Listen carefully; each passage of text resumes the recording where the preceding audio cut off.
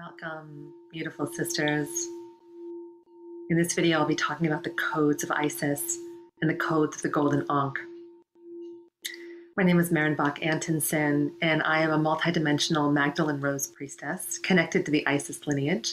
And I specifically work with women who feel the call to walk the path of the priestess, who wish to activate their priestess codes, to open their inner Magdalene, to reclaim their connection to the sisterhood of the rose, and to serve the path of love.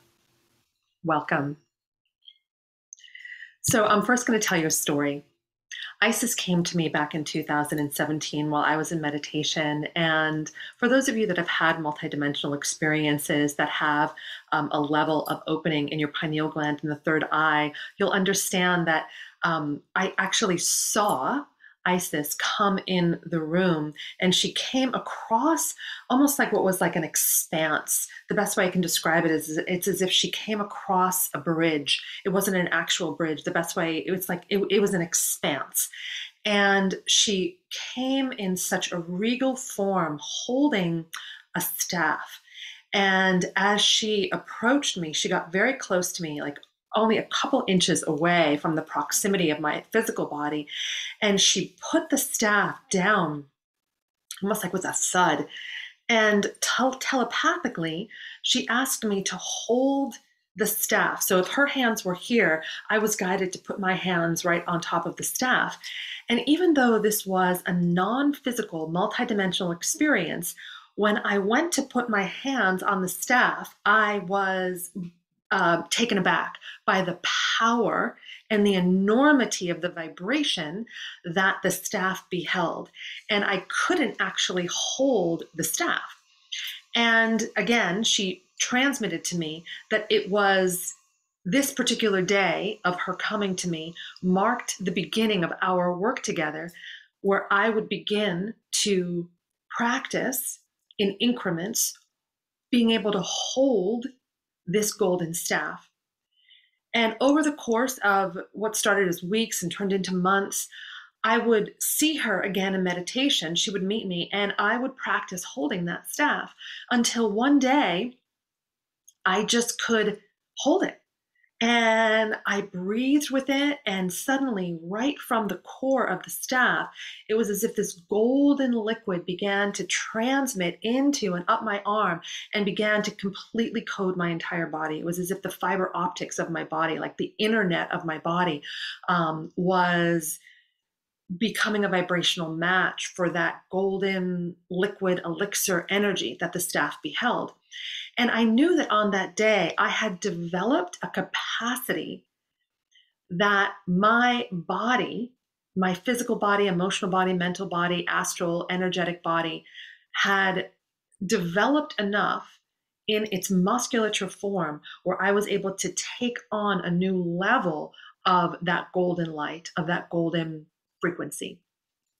And now, when I go into meditation with Isis, it's really interesting. I have my own staff. She has her staff. And the staffs at the top, they both have an ankh.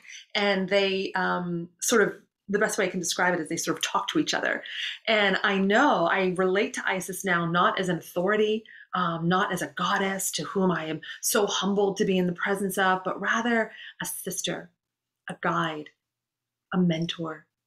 And when she comes, she now comes to adjust and attune me to the vibration of the Golden Ankh and to the vibrations of her code, which is the Isis code. It's right there in her name and coded right in the languaging. Isis is. Her code is a code of neutrality. It is the original Christ code. It is what it is the presence of the unconditional, open, all accessible, omniscient heart that doesn't have any judgment in it, but rather is able to be present with the open-hearted stance of it is what it is, at a higher dimensional knowing that everything is in divine accordance to exactly how it should be, even when the human mind, in its narrow perspective, seeks to make a story. And of course, there's nothing wrong with being in relationship to circumstances and situations in our life that we don't like and are not okay to our lower dimensional selves. And we fight and we say, this shouldn't have happened. This person shouldn't have died. I shouldn't have lost my job. He shouldn't have cheated on me. That accident shouldn't have happened in my car. And all of that on the third dimensional level is true. It perhaps shouldn't have happened, and we don't like it, and we resist and we fight back and we want to make it different. And all of that is okay. That can exist exactly as it is. But as you go to these higher dimensions, when you attune to the Isis code and your heart opens and the portal of the higher dimensions starts to become accessible to you, the invitation within her code is to get to that place where you can be with life, knowing, trusting, surrendering to the construct that life is almost a living and breathing, like virtual reality construct, a game, if you will, a holographic experience that is perfectly designed to teach us, to evolve us, to break us open sometimes so that we can experience polarity and understand that what we do not want is informing us to what we do want, what we do desire, and is always bringing us, if we're open to it and if we're working with life in right accordance, life is always bringing us to the path of returning home to the divinity that we are. The Ankh is a symbol and a key. If you bring two circles together of polarity, it creates an opening in the center, much like a yoni, much like the top of the Ankh. Often it's referred to as the eye of the needle. It is referred to as the doorway into the kingdom of heaven or into the higher realms. This is the coming together of the aspects of light and dark, right and wrong, masculine and feminine. And when the polarity collapses and there is no longer a judgment that something is right or wrong, and we can hold it that both are expressions of the divine working in accordance with one another, then we access the eye of the needle, the opening of the gateway. And the Ankh is a key code that gets us in there. Now, the Ankh is a symbol of life. It is representative of life force. It is associated with the rising of Kundalini and the practice that the ancient Egyptians understood and mastered, which was the practice of raising the eros, the sexual energy, the vital life force, the Kundalini. And then, rather than having it go out, they knew how to spiral it back, hence the top of the Ankh, spiral it back into the body and use that life force in order to regenerate themselves. And they lived very long lives, much longer than the span of 80 to 90 to maybe every now and again 100 years that the human life that we know it extends to in this dimension, in this reality, and in this timeline. They were able to access the key to the higher dimensional realms while in the third dimension, simultaneously existing in matter, in form, while also being the expression of the full divinity in the higher dimensional expression that they were. So another way of saying it is they were gods, they were Christed beings. Although Christ and Isis don't necessarily, that languaging doesn't necessarily come together in that timeline. It comes together much later in the timeline of Yeshua and Magdalene. But really, that they were accessing that same vibration of aligning the human self and the higher self, of bringing the God self into these earthly realms. Now, Isis and all of the Egyptian lineage and the people who incarnated in that time as the Egyptian civilization, they are either from or had connections to the galactic energy of Sirius. They were Sirian star beings. And We at this time often think of the galactics as outside of ourselves, as beings that are assisting and helping us, and all of that is true in one context. But the Syrian star beings, the Palladians, the Andromedans, the Arcturians, what if, and this is something that I've experienced and believed, what if they are actually a higher version, another multidimensional version of ourselves?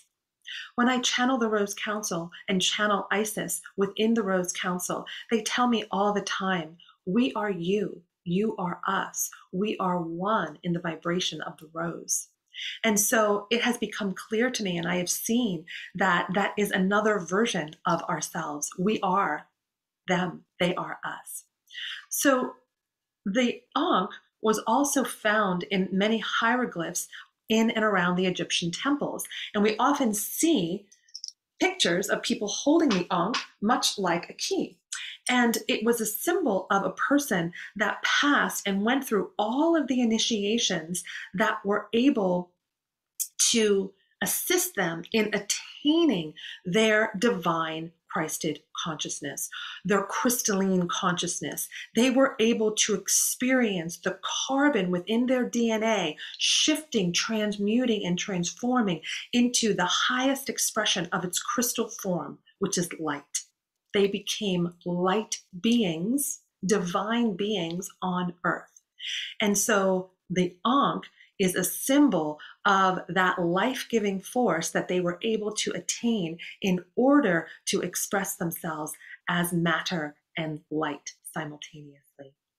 So in its base simplicity, Isis asks us to practice non-judgment, that the beginning of the awakening of the open heart is to catch ourselves when we are in judgment of ourselves, of others, and of the world.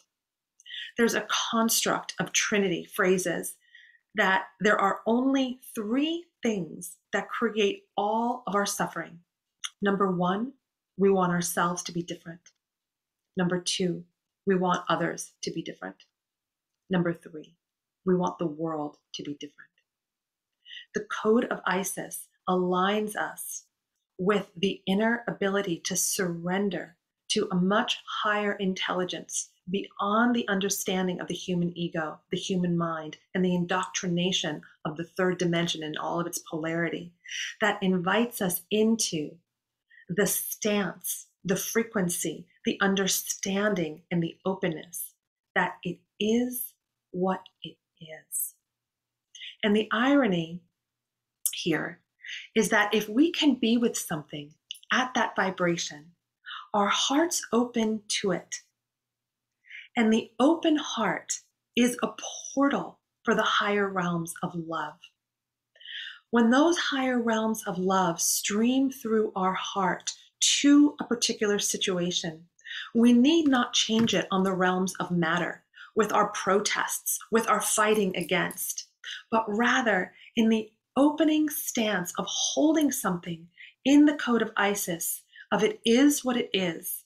We call it naturally, and with our magnetic force within us, we call something back into the open heart so that it can be reconfigured into its divine order again. Now, I know that this is a big concept to give yourself over to this understanding.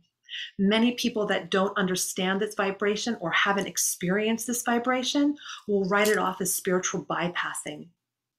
I'm only speaking to those who have ears to hear. If you can hold this code within you of it is what it is, the power that you will be able to align with, harness, and offer to these realms is the medicine that will begin to draw all of the chaos, all of the conflict, all of the destruction, the death, the violence, the war, the abuse, and it will call it back into divine order without having to do it from the realms of force, from the masculine realms, but it happens at the realms of the feminine heart. and the power of love to heal all. That, my sisters, is a transmission in inviting you into this code. Thank you so much for joining me today.